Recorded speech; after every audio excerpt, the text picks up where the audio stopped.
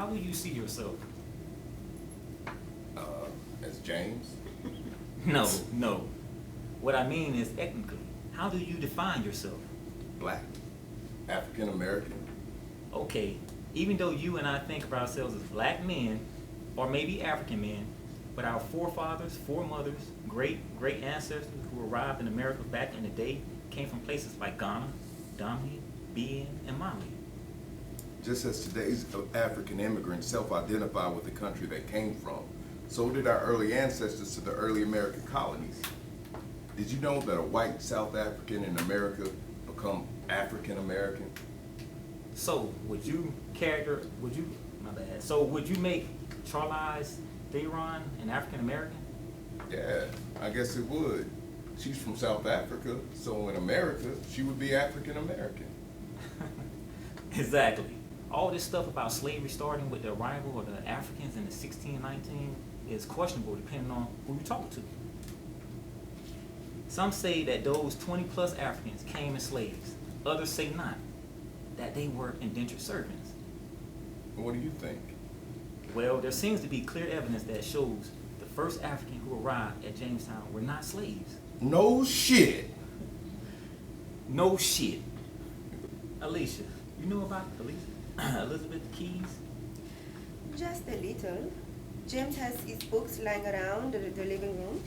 I was cleaning up one day and happened upon the story about a mulatto girl who petitioned the court back then and wins her freedom from indenture. Cool. What did you learn? Her father was a well-to-do Virginia landowner who had sex with an African woman.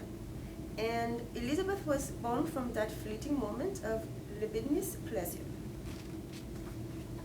Libidinous pleasure. That is so smooth. I like that. Yeah, I thought you would. There is a lesson to be learned here. When you think about members of Congress today resisting everything from affirmative action to DEI, be it public, private, or federal programs aimed at readdressing wrongs put upon African Americans, I want you to think about Elizabeth Keys. What's happening now is nothing new. Since before this was a nation, the American legal system has always devised a means to reduce, if not wipe away, any measure of African American humanity and economic progress. My point exactly. All fall silent. Yeah, man. Let's not just skate over us.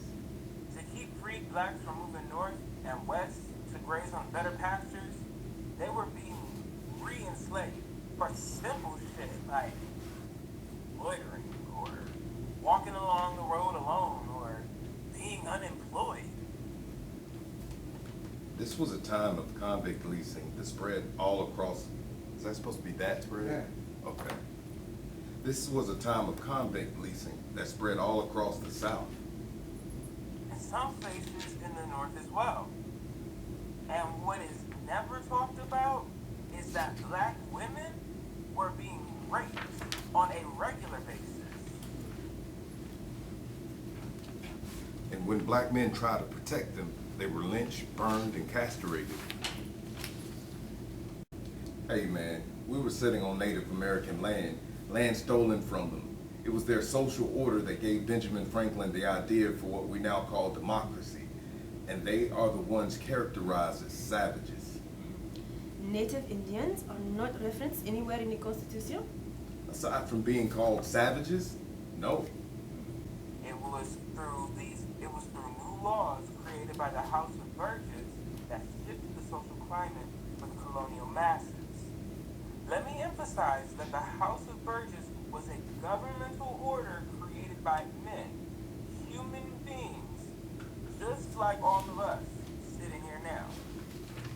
It was not ordained by God. It was not like L. Frank Brahms' Emerald City, where the Wizard of Oz lived. Those who made up the House of Burgess were just as human as those who make a Congress in Washington, D.C. today. And just as today, those back then made up laws that will protect their property and ensure security from future attacks by the masses.